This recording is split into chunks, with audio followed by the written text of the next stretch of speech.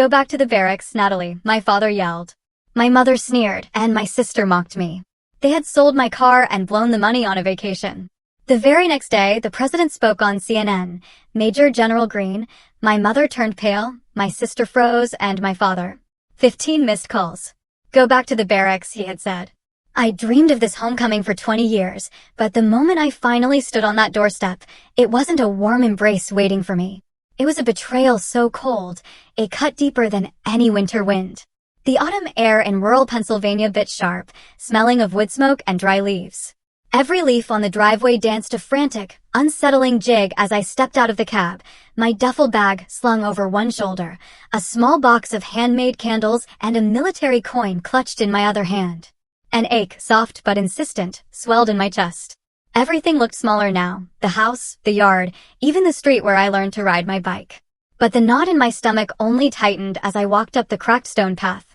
I paused, just for a second, before knocking.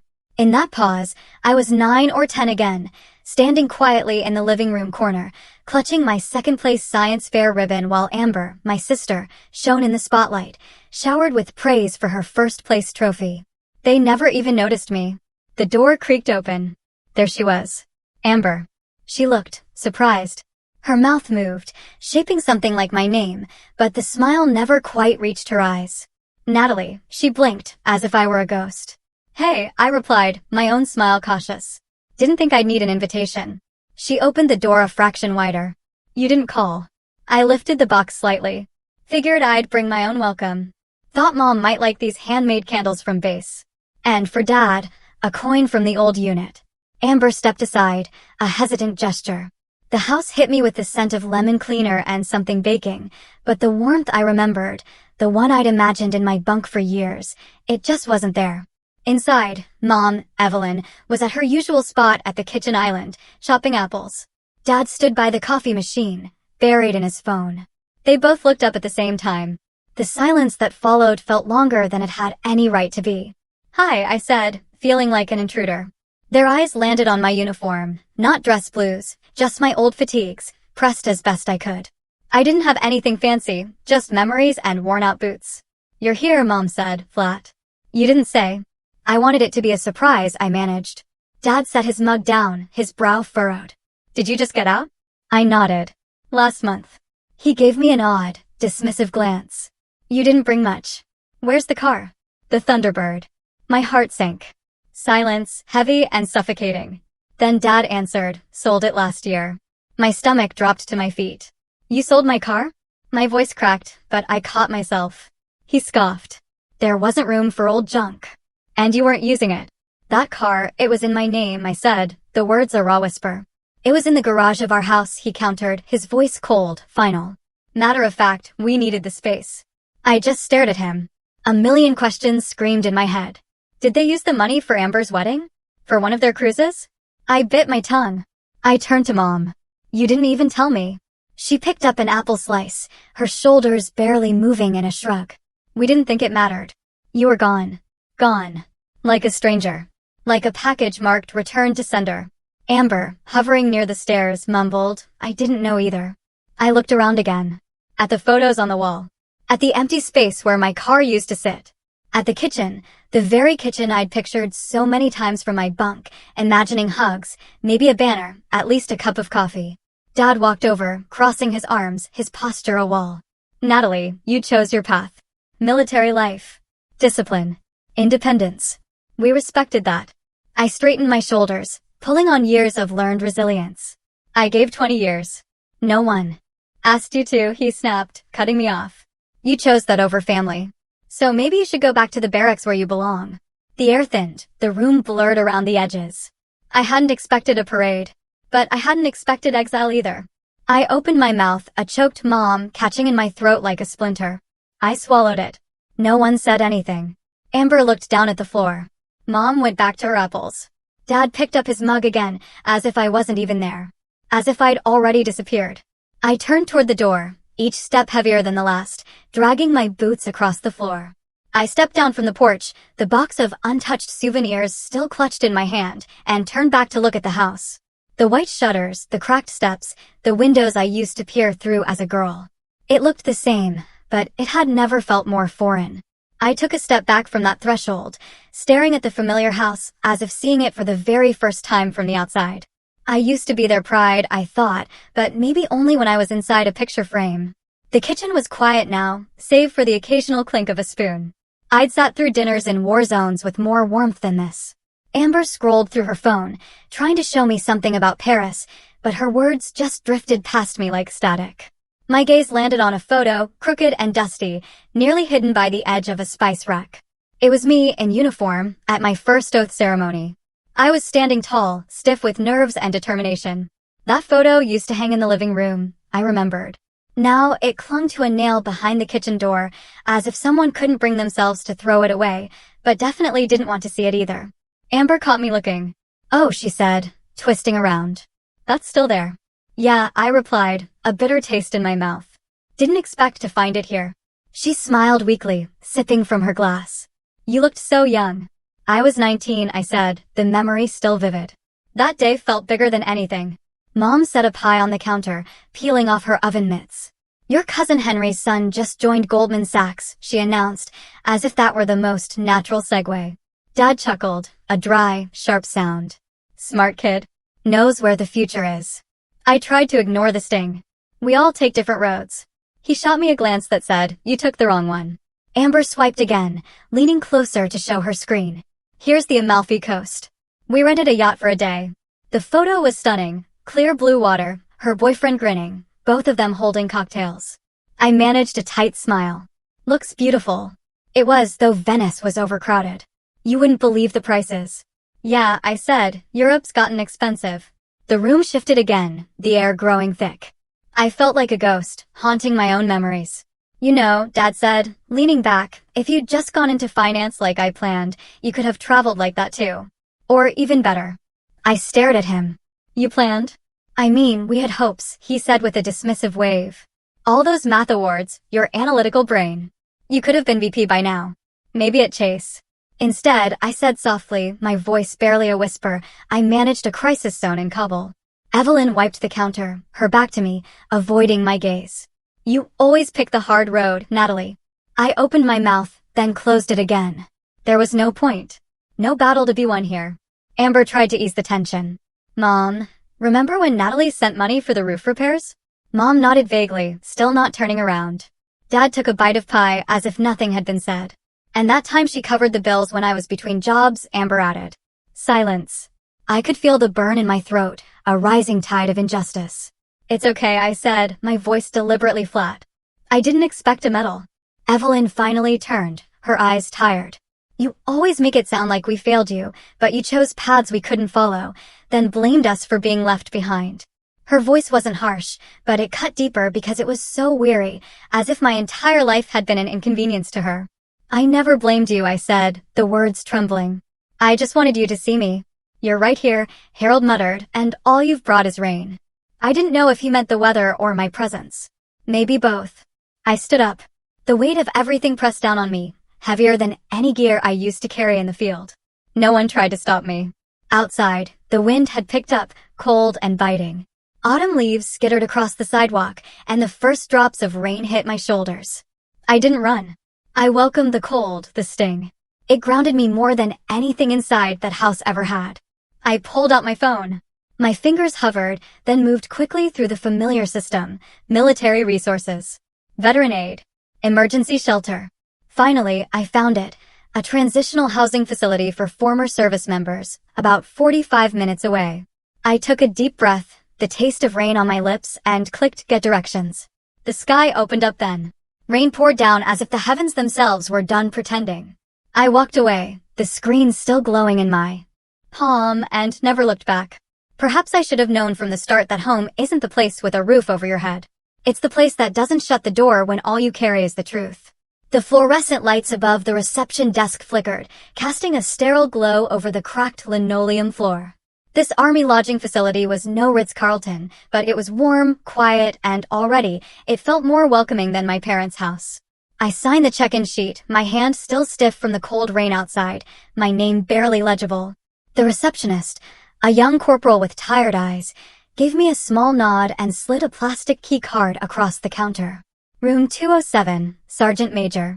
Mess hall's down the corridor. Dinner's till 2100. Just Sergeant, I corrected him automatically, a small smile escaping. The word Major still sat like a ghost on my shoulder. My boots thudded against the hallway's worn carpet as I made my way to my room.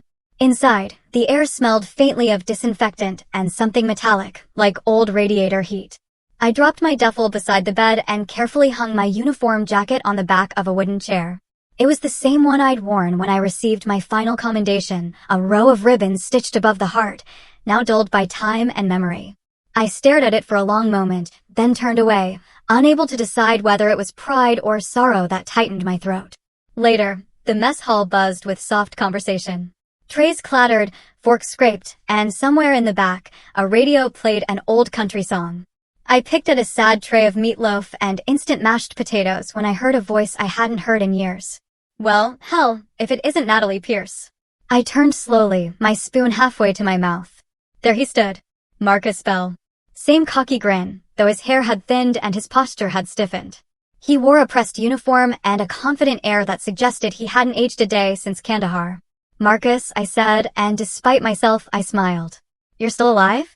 That's what the VA keeps telling me, he chuckled, sliding into the chair across from me without asking. Heard you were back in town? You must have heard wrong, I muttered. I'm just passing through. His gaze narrowed slightly. Family not too thrilled to have you home, huh? I didn't answer. My silence said enough. He leaned back, folding his arms. You know, the president's prepping this big recognition ceremony. Something national. High honors. Rumor is, one of our own might be named. I swallowed the lump forming in my throat. I'm sure someone deserves it. You ever think, he said slowly, that maybe it's you? I looked at him, expression guarded. That's a long shot. I don't think so, he replied, his voice firm. You were always the one. You held our unit together when everything else was falling apart. You led without needing stripes. I shook my head, laughing bitterly. Apparently, that doesn't count for much in my hometown. His eyes softened. I always thought you'd be the first one of us to get pinned a star. Honestly, I still think I'm right. That hit harder than I expected. I looked down at my tray, appetite gone. There was something in his voice, conviction, maybe, or the sting of recognition I hadn't realized I craved. We sat in silence a while longer, and then I made my excuse and left. Back in my room, the shadows had lengthened, and the old radiator hissed like it was trying to whisper secrets. I tossed my coat over the bed and picked up my phone to silence a message notification blinking on the screen. But it wasn't a text. It was an encrypted email from a Pentagon address I hadn't seen in over a year. Subject: Asterisk invitation. National recognition ceremony. Asterisk classification. Asterisk top secret. Eyes only. Priority. Immediate response. Asterisk. My hands trembled as I clicked it open. The invitation was short, clinical, but unmistakable in meaning. A single line stood out, etched into my vision like a brand. Asterisk. You have been selected for national recognition. Clearance code. Megan Theta Blue. Confidential until announced. Asterisk. I sat back in the chair, phone still glowing in my hand. So it was real. And so was the war I had just begun with my past. The morning light crawled through the narrow window slats of the military lodging, slicing the room into thin beams of golden shadow. I sat on the edge of the small bed, the email open on my phone, my fingers frozen above the screen. The words had been burned into my memory hours ago. Presidential commendation, classified attendance, live national broadcast. I wasn't sure if it felt surreal or stupidly ironic. I set the phone down and leaned against the window, watching a squirrel dart across the parking lot outside. Just beneath that stillness was a tension, like the entire world was holding its breath, waiting for something to snap. Maybe that something was me. A soft vibration buzzed in my hand. Marcus, I answered. You saw it, huh? He said without preamble. I did. You going? I hesitated. Does it even matter if I do? He exhaled. You're the only one they're naming. You know that, right? I figured. You're going to be on CNN. They're already teasing the segment. I didn't respond. My mind was somewhere else. Back in that dusty garage, my hands covered in oil as I rebuilt the engine of the Thunderbird with Dad long before his pride calcified into disappointment. I remembered how I'd beamed when I drove it back from my first base. How it felt like a piece of freedom I had earned on my own terms. But now it was gone, sold. Like I was never coming back. Elsewhere, just a few miles across town, my family was gathered in the living room, sipping coffee from matching mugs that bore the phrase, "World's Best Family." The flat-screen TV cast a soft glow over the neutral-tone walls. Evelyn sat primly, legs crossed, a folded napkin in her lap despite the absence of food. Amber lounged on the couch, scrolling through her phone. Harold flipped the remote between channels until he paused on CNN. Next Monday, the anchorwoman was saying, a national broadcast will honor key figures in modern military strategy. The president himself will take part in the ceremony, expected to be one of the most watched moments in recent defense history. Evelyn perked up. Isn't that the same day as the gala at the country club? Amber shrugged. Probably just some old generals. Boring. Harold chuckled, dry and sharp. More propaganda. Dress up medals and uniforms to distract from the budget. None of them asked who might be honored. None of them wondered if someone they knew, someone in their own bloodline, might be standing in that spotlight. Back in the barracks, I pulled on my worn-out boots and stepped outside. The air was brisk, autumn sharp and clean. A group of soldiers were going through morning drills in the training yard beyond the fence. Their movements were crisp, precise, a rhythm of discipline I knew better than my own heartbeat. For the first time in days, I let myself smile. Not a grin, not even relief. Just something quiet, a muscle memory of who I had always been beneath the pain. Not yet, I whispered to the wind. It's not time to tell them yet. When I returned to my room, a new notification pulsed on my screen. Another update from the Pentagon. Subject, * final confirmation. Live presidential address, * body. The president will personally award the commendation and read your full name, rank, and contribution aloud on national television. I reread the line over and over, not because I didn't believe it, but because I did. I was no longer the girl in the dusty photo, or the woman erased from the family albums. I was about to become someone they could no longer ignore. Not even if they tried. They didn't invite me to Sunday dinner, but the president invited me to the White House. I stood in front of the mirror, the full dress uniform crisped against my skin. The 4 stars on my shoulders weighed more than any battlefield gear I'd ever worn. The medals, freshly polished, caught the faint light streaming in through the window. I adjusted the collar one last time, my fingers brushing the threadbare ribbon stitched over my heart, the one that had survived Afghanistan, Iraq, and the countless silences of coming home to no one. You look. Marcus's voice trailed off as he stepped into the room. Damn, Natalie, that uniform was made for you. I gave him a faint smile. It took 20 years and every ounce of doubt to grow into it. Outside, crews were setting up temporary barriers and media tents.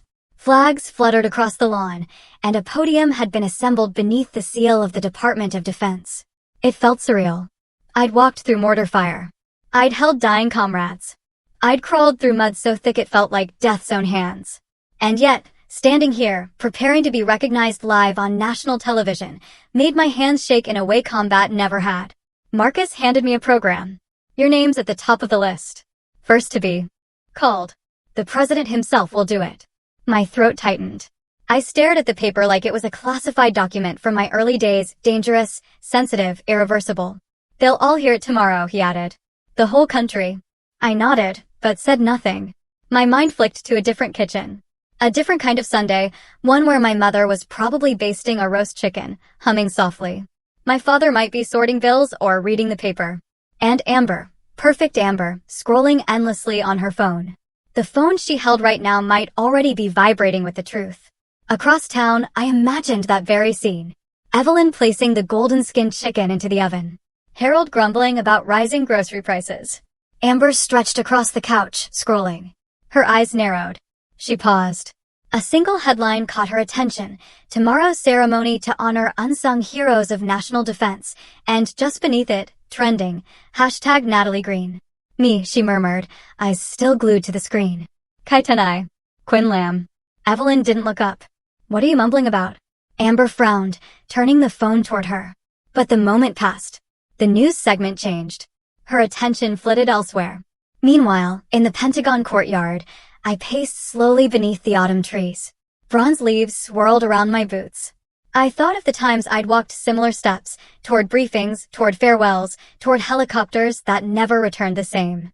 A tall man in civilian dress stepped toward me, the Secretary of Defense. He offered his hand with a reverence that startled me. Tomorrow, Major General Greene, the nation will learn your name, and we will owe you a debt we can never repay. Thank you, sir, I said quietly. But I didn't do it to be known. No, he agreed. But that's exactly why you must be. Later, Marcus and I sat on a bench near the perimeter. His voice was softer now, personal. You sure you don't want to invite them? We can make room. I didn't look at him, just watched a young private walking her German shepherd near the barracks. The dog paused, sniffed the air, then looked up at its handler, like it sensed something important had shifted. They had every day for 20 years to ask me where I was, I said. They never did. Marcus exhaled through his nose, nodding. Besides, I added, standing to leave, they already made their choice. That night, I packed my things carefully. The invitation, embossed with the presidential seal, sat unopened on my desk.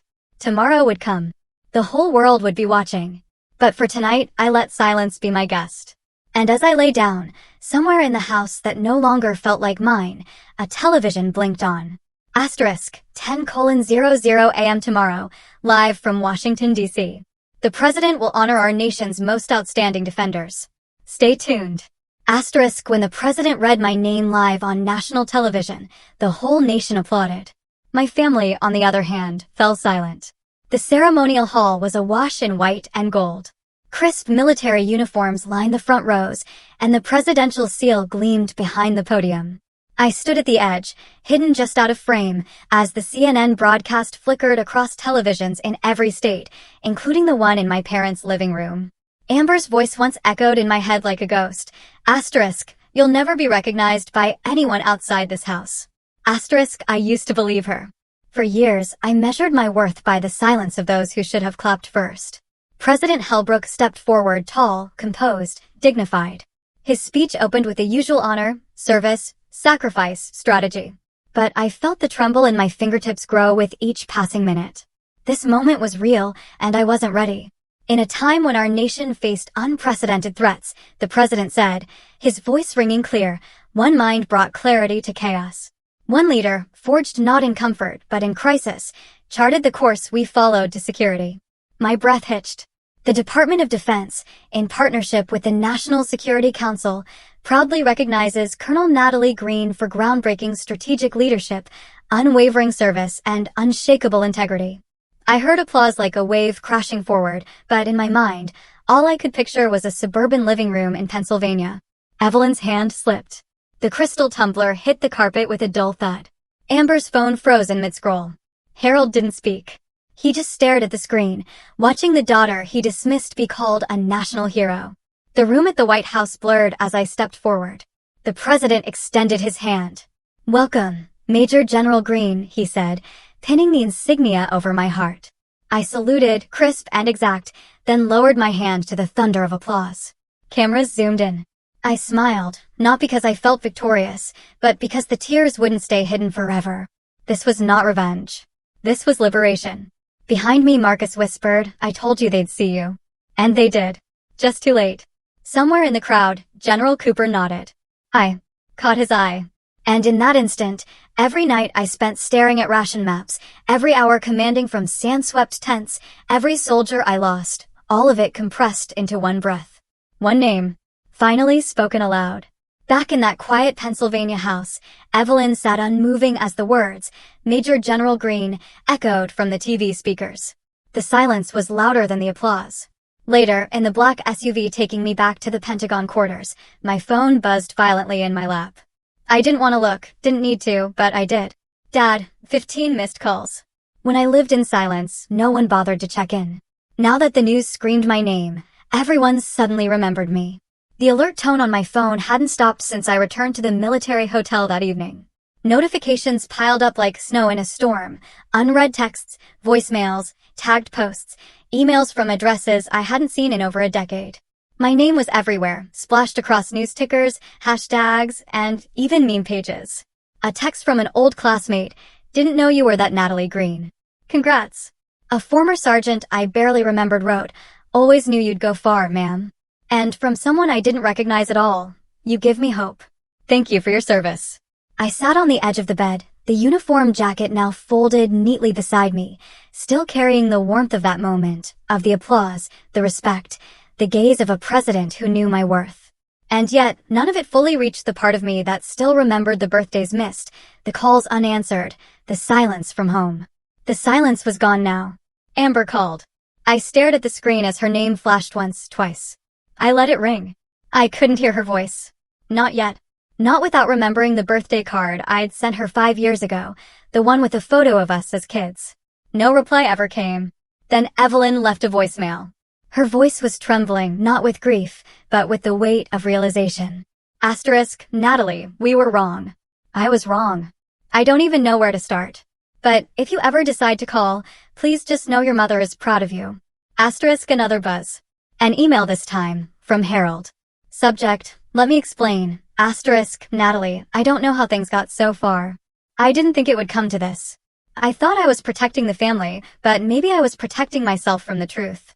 I would like to see you. Please allow your old man the chance to look you in the eye. Marcus knocked gently on my open door. They're all coming out of the woodwork, huh? I didn't look up, just nodded. He sat across from me. You're going to respond? I don't know, I said. They chose their silence. I get to choose mine now. He leaned forward. That's fair. But if you don't give them a chance, you may never hear the full truth. I met his gaze, firm. I'm not ready. And this time, no one gets to push me. Later that afternoon, CNN reached out, the same reporter who'd narrated the ceremony coverage. We'd like to do an in-depth segment, she said over the phone. Your career, your legacy, and the years you were overlooked. There's something compelling about the woman who led with brilliance, but came home to indifference. I paused. Let me think about it. Click. The line went dead, but the echoes didn't fade. Just before midnight, my phone buzzed once more. This time, it wasn't a reporter or a stranger. It was Amber again. The message was simple. I'm coming to the base. I need to look you in the eye. Amber didn't bring flowers. She brought the look of someone seeing herself in me clearly for the first time. The rain tapped gently against the window of the quiet cafe just outside the base. The place smelled faintly of cinnamon and burnt espresso, and the booths were half empty, except for the one I sat in. I'd chosen the corner, back against the wall, facing the door. Old habits die hard. When Amber walked in, she was nothing like the glossy version of herself I remembered from Instagram and holiday dinners. No makeup, plain jeans, a jacket one size too big. And her expression, it wasn't apologetic, not quite. It was bare. She spotted me instantly. I didn't wave. I didn't smile. I just watched. She slid into the seat across from me and took a breath. I didn't come to make excuses, she said. Good. Amber folded her hands in front of her like a student before a lecture. I was wrong. We were wrong. But you never said anything either. I raised an eyebrow, a small, weary gesture. I did. Many times. You just didn't listen. None of you thought I was worth listening to. Her lips trembled slightly, but she held my gaze. That's true. We treated you like a shadow. Like someone who'd chosen a life we couldn't understand. So, we stopped trying. Outside, a car passed by, its tires slicing through the wet street. The silence inside the cafe stretched, but it wasn't awkward. It was necessary. Amber continued, her voice low. I always thought I was the one who had it harder, weirdly. The golden child, the one who had to keep the family together, to be perfect. They spoiled me, yes, but they expected everything too. And I leaned into it. I thought if I kept pretending you didn't matter, maybe they'd never notice how much you did. I leaned back, letting her words settle. You didn't have to pretend, I said quietly. They'd already decided I didn't. Amber looked away, biting her lower lip. I didn't come to ask you to forgive me, she whispered. I know I don't deserve that. I just needed you to hear me say it.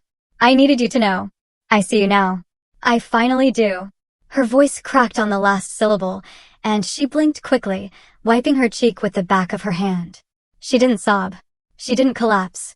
She just sat there, exposed, human. I reached into my coat pocket, pulled out a worn photo, and slid it across the table. It was us, 2 little girls, barefoot in the grass, one missing a front tooth, the other holding a plastic sword like a trophy. Amber stared at it. I stood up. I didn't say goodbye. Didn't promise more. Some cracks take years to mend, but at least now the light was getting in. Sometimes the ones who bleed the most aren't the ones who get shot, but the ones quietly killed by silence. The morning sun glared off the asphalt, sharp and unrelenting. I'd just finished drill, sweat still clinging to the back of my neck, my breath still steadying from the push-ups Marcus had insisted we add. He'd smiled when I groaned. I didn't smile back. Inside the operations tent, General Cooper handed me a sealed envelope with the Department of Defense crest pressed deep into its flap. He said nothing at first, just waited as I tore it open and scanned the words. "You'll be speaking at the Strategic National Defense Summit," he said simply. "They've named you keynote. First woman in 10 years. I didn't respond right away. It felt far away. Another world, another Natalie. "You earned it," he added, softer now. Marcus walked in with a clipboard, glanced at me, and then back at Cooper. "She's also got visitors," he said quietly. "Persistent ones." I didn't need to ask who. I already knew. I changed into a clean shirt and walked across the base toward the gates. From a distance, I could see a figure standing stiffly beyond the barrier, hands in pockets, head high. Though his stance betrayed him, he was bracing for something, probably rejection. Harold Greene hadn't aged well. His hair had receded further, and the lines around his mouth had deepened. Maybe from worry, maybe from guilt, or both. He didn't flinch when I approached, but he didn't smile either. We stood like soldiers waiting for orders that would never come. "I had to pull strings to get here," he said, his voice gravelly. "They don't usually let civilians through." I nodded noncommittally. "I wanted to see you in person." I folded my arms. "You're seeing me." He shifted uncomfortably. "You've done more than any of us imagined. More than I ever gave you credit for." Still, I said nothing. "I thought I was doing the right thing, keeping you grounded, keeping you close to the family path."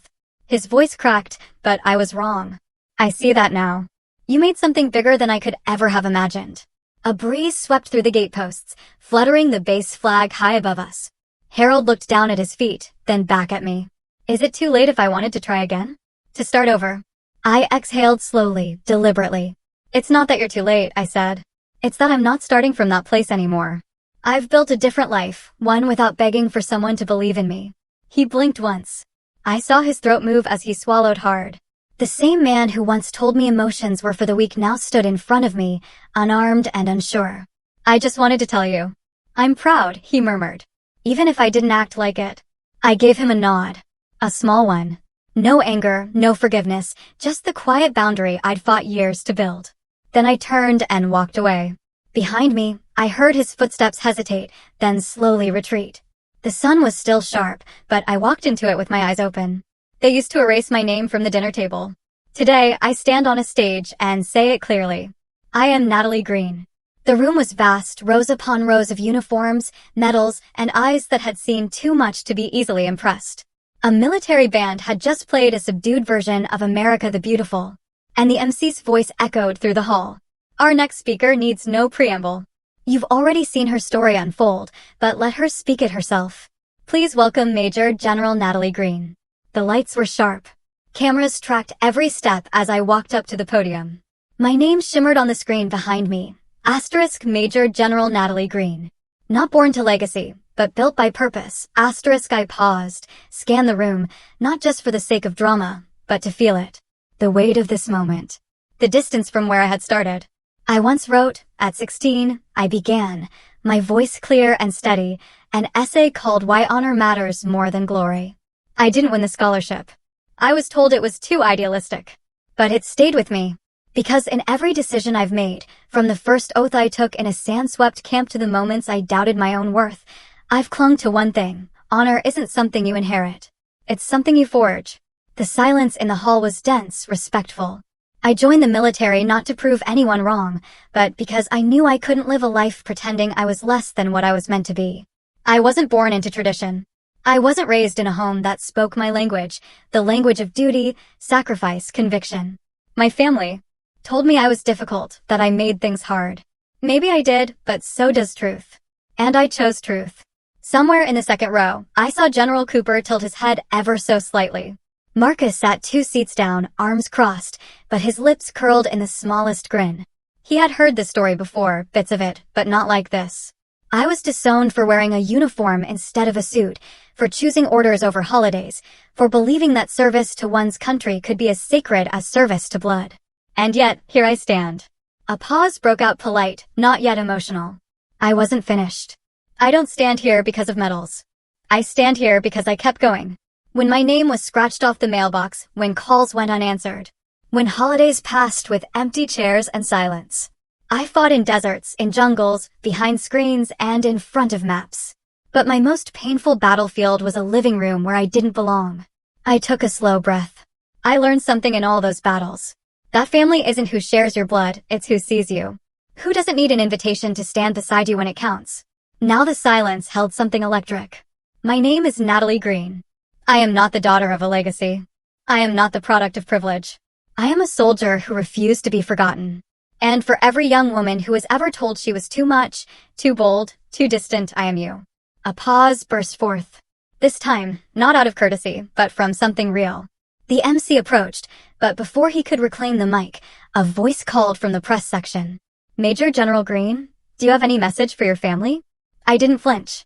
I did send one, I replied, my voice carrying across the room. Years ago, they returned it. So now I keep it. A pause, a beat. Then a wave of standing ovations swept through the room. No anthem, no order, just hands clapping for someone who had never expected them. When I returned to my hotel room that night, the inbox on my phone blinked with unread messages, but only one stood out. Subject, do you want to see Mom? From Amber Greene. I stared at it for a long time, not opening it, not deleting it either, just holding it there like a letter I'd already written in a voice I had finally claimed. She once taught me how to button my blouse. But when I needed her to say one thing, just one, she said nothing. The hospital room was dim, save for the filtered light slanting through beige blinds, casting dusty lines across the tile floor. Evelyn lay still in the narrow bed, eyes half closed, as if pretending not to notice when I entered, but her fingers tightened slightly around the thin sheet enough to betray that she had. I stood silently for a moment, the door clicking shut behind me. The air smelled like antiseptic and wilted flowers. I stepped forward and placed a small vase of blue delphiniums on the side table. She used to plant them in our front yard, back when I was small enough to believe she'd always choose me. Evelyn didn't look at me. She stared toward the wall, as though it held something worth escaping into. I didn't come here to fight, I said, my voice low. Still no movement. I pulled up a chair and sat beside her. There was so much I could say, so many words that had built up, calcified in the years we didn't speak, but none of them felt right in this moment. The silence wrapped around us like a second curtain. At last, she spoke, quiet, raspy, but firm. I taught you how to live well. I just never had the courage to live beside you. I blinked slowly, unsure if the sharpness in my chest was grief, anger, or some strange combination of both. Is that what this is? I asked, the question hanging in the air. Courage. She turned her head just slightly, finally meeting my eyes. Hers were sunken, rimmed red. Not from tears, I suspected, but from the weight of years buried in avoidance. I don't need anything, she said. No apologies, no explanations. I just wanted to see you one time. Not as someone I failed, just as my daughter. I sat back, letting the words settle. She hadn't asked for forgiveness. She hadn't earned it. But in her own fractured way, she was reaching across a chasm she helped dig. You didn't stand up for me, I said, my voice steady. You watched them dismiss me. You let them erase me. Evelyn winced. I know why. Her eyes drifted toward the window. Because I feared your father more than I feared the truth. There it was, the sentence I'd carried like an open wound since I was 14. I stood slowly, the chair creaking as I pushed it back. Her gaze followed. You don't need to forgive me either, I told her. But if you want to see me clearly, even once, I'm here right now standing. A long pause. Then, just as I turned to leave, her voice caught me. You're not like him, she whispered. You're better. I didn't reply. I couldn't. My throat tightened as I walked out of the room, past the nurse who nodded gently, past Amber, waiting in the hallway with red-rimmed eyes. I didn't stop. I didn't need her permission anymore. Evelyn whispered, I'm not like my father. I'm better than him. They invited me for dinner. But that chair, I gave it back a long time ago. The car pulled up outside the old house just after dusk. Amber had sent it, along with a carefully worded message. If you want closure, maybe you should let them try closure. As if it were a form I needed to sign off on. As if their guilt could be exchanged for reconciliation. I stood in front of the house that no longer felt like mine. The porch light flickered. Inside, I could see silhouettes moving in the kitchen, my mother at the stove, my father pouring wine, Amber setting the table. For a moment, the scene almost looked warm. But memories returned, sharp and uninvited. The last dinner I had sat at this table years ago. Amber had just gotten her acceptance letter to college. Everyone raised their glasses.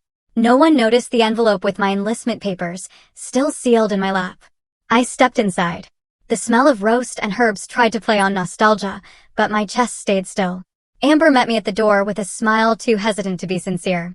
"We're glad you came," she said, and I nodded. Evelyn was at the stove, thinner now, paler since the hospital. Harold gave me a stiff, awkward nod. We sat. The meat was well cooked. The wine was expensive. Conversation tried to start. Amber talked about her firm's latest case, Harold about politics. My mother barely touched her food. "I saw your speech," Harold said after a while. "The one at the defense summit." I took a sip of water. "Did you?" He nodded. "Impressive. Articulate. A lot of people are proud of you, Natalie." "Are they?" I said, a dry, almost imperceptible edge to my voice. "Interesting." Silence followed. Amber pushed her mashed potatoes around with her fork. Evelyn's hands trembled faintly as she refilled her glass. "I think it's brave," Amber said suddenly, "that you're not angry, that you came tonight." I looked at her. "I didn't come because I'm not angry." That startled her. She opened her mouth and closed it again. Harold cleared his throat and raised his glass. "To family," he said, "and to forgiveness. Thank you for coming home." I didn't raise my glass. I placed it down gently. "I'm not here to forgive." His face fell. "Natalie, I came," I said, my voice steady, "because I wanted you to hear this from me clearly. I don't carry hate anymore. But don't mistake peace for return." Amber's voice cracked. "Can't we start over?" I met her eyes. "Starting over doesn't mean going back to what it was. And what it never saw me." Evelyn whispered, almost inaudible. "We're trying." "I know," I said softly. "But you're trying now that everyone else saw me first." The silence turned heavier, denser. Even the clinking of cutlery had ceased. I stood up. My chair made a soft scraping sound against the old wooden floor. "I'll be going now." Amber's lip trembled. "Do you have to?" I nodded. "The base has curfew. And besides, this dinner, this house, it belongs to the three of you. It always did." They didn't follow me to the door. No one protested. No one begged. Outside, the night was cool and clear. I looked up at the stars. The same stars I used to count through my bedroom window as a girl, wondering what kind of world was waiting for me out there. I found it. And it wasn't here. I turned, my boots crunching softly on the gravel. I said nothing else. Some things I had already buried. They used to call me a burden. Now I sign appointments with the same name they once tried to forget. The office smelled of fresh paint and polished wood. Sunlight filtered through the tall windows, casting long golden lines across the sleek surface of the desk. A new brass nameplate gleamed at the center, Major General Natalie Greene. I ran my fingers lightly along its edge. It felt surreal, like stepping into someone else's shoes, until I reminded myself, no, these are mine. I built them from the ground up. Marcus leaned against the doorway, arms crossed, watching with a half smile. "Fits you better than your old barracks," he said. I smiled back. "It better. Took me 20 years to earn this." "Square footage. Command has finalized your portfolio," he added, handing me a thick folder. "Senior ethics and honor advisor. Full discretion policy. Direct access to the Pentagon chain." I flipped through the pages, nodding. It wasn't the power that interested me. It was what the title meant. I was no longer someone people tolerated. I was someone they consulted. Later that afternoon, my new military aide knocked lightly and opened the door. Behind her stood a young woman in a crisp, anxious uniform, barely past 20, eyes filled with a cocktail of admiration and fear. "This is Eliza Morales," the aide said. "New recruit." She requested 5 minutes. I gestured her in. "At ease, Morales." She swallowed. "Ma'am, people in my unit. They think I'm soft. They say I don't belong, that I'm wasting time." I studied her face. It wasn't tears she held back. It was something harder, shame, the kind you start to believe. "Do you want to be here?" I asked. "Yes, ma'am." "More than anything." "Then write your name with what you do, not what they say." She blinked. "I don't understand." "You will," I said, standing. I walked to the cabinet, pulled out a framed photo of my first squad, rough faces, mud-streaked uniforms, and me, smallest of them all, still unproven. "They called me dead weight once. Said I wouldn't last a month." Her eyes widened. "I lasted 20 years. You don't need their permission to matter. Just consistency." She stood straighter. "Thank you, ma'am." As she left, I returned to my desk. In the drawer, folded neatly, was an envelope. I had never opened my father's letter, sent weeks ago. I stared at it a long moment, then placed it into a locked box. Some things weren't doors. They were traps shaped like apologies. The light was fading when Marcus came in again. You know, I never got a chance to say it properly. He said, "Congratulations." I nodded, lifting the first document of my tenure. It was a directive for ethics training reform, one that would reach every base nationwide. I picked up the pen. The weight of it wasn't heavy. It was earned. By order of Major General Natalie Greene. As the ink dried, I glanced at my calendar. A red marker circled the date for my first official visit next Tuesday. Location: Fort Holston, the base where I'd once spent nights writing letters home that were never answered. The place where I first saluted and was ignored by the senior staff because I didn't look like a soldier. Now I was going back as their superior. I closed the folder and leaned back in my chair. No applause, no cameras, just the quiet satisfaction of a name signed without flinching. I was going back not to ask for space, but to take it. There are doors you don't need to close because you've already walked beyond them.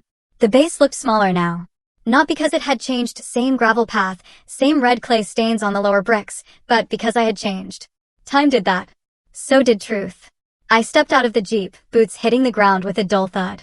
The wind carried faint echoes of marching cadence from the far end of the field. I stood still, watching the new recruits run their drills. Formations slightly off rhythm, still learning themselves. Once, I stood where they stood, trying to blend in, afraid to be seen for who I really was. Now I stood apart, not above, just steadier. Eliza spotted me first. She jogged up, a little out of breath, saluted sharply. "Ma'am." "At ease, Morales," I said with a nod. "How are they treating you?" "Better," she admitted. "Still rough, but I remember what you said. Every time someone doubts me, I double-check my own faith instead of theirs." That's a good place to start.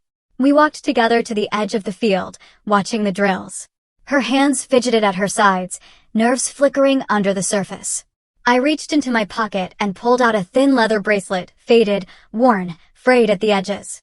"This," I said, handing it to her, "belonged to a medic in my first unit. He saved my life in Kandahar and died 3 weeks later. I've kept it ever since." She stared at it. "I can't take this." "You're not taking it. I'm passing it on." "That's different." I met her eyes. "Carry it like I did. Not for decoration, but for direction." Her voice caught. "I will. I promise." Later that evening, after the day's final debrief, I walked alone through the outskirts of the base toward a small chapel tucked between 2 oak trees. It looked exactly as I remembered. Weather-worn stone, creaking wooden steps, and a rusted iron cross that leaned slightly to the left. I opened the door. No service. No choir, just silence. I sat on the second pew, hands folded loosely in my lap. The air smelled like candle wax and cedar. Once I'd come here after losing half my squad in an ambush. I had sat in the dark and asked questions I still didn't have answers to. Asterisk why them? Why not me? Asterisk today. I asked nothing. I just breathed. Footsteps echoed softly behind me. The old priest, still alive somehow, walked slowly to the front altar and turned. "I remember you," he said, voice raspy. "You came here in uniform and left with tear-stained sleeves." I offered a small smile. "That sounds about right." He nodded. "Back then, you asked for forgiveness." I nodded slowly. "Today, I think I've finally given it." "To whom?" "To myself." He smiled gently. "That's the hardest one." I stood, nodding in thanks. He didn't say anything else. He didn't need to. As I reached the door, I paused. I turned and looked at the wooden interior. Faded benches, quiet walls. Memories soaked into every grain. Then I stepped outside. The cool air greeted me like an old friend. Behind me, the door creaked softly, but didn't close. No wind slammed it. No hand pushed it shut. I kept walking. Some doors didn't need to be closed. Not anymore. I used to think I needed a family to live. But all I ever needed was myself. And one truth no one could take away. Spring had finally arrived at the lake. Mist skimmed the surface like whispered memories, and the flag on my porch danced gently in the morning breeze. The air was crisp, not cold, quiet, not lonely. I stepped outside with a cup of black coffee in hand, steam rising slowly like the first breath of a clean day. My cabin, small and weathered, had become a place of shelter, not just from storms, but from the weight of pretending. Today was for closing not doors, not wounds, but circles. Inside, I sat at the worn desk beneath the open window and began writing. The first letter was to Marcus. Asterisk, thank you for standing beside me when I didn't know how to stand on my own. You reminded me who I was before anyone else dared to say it out loud.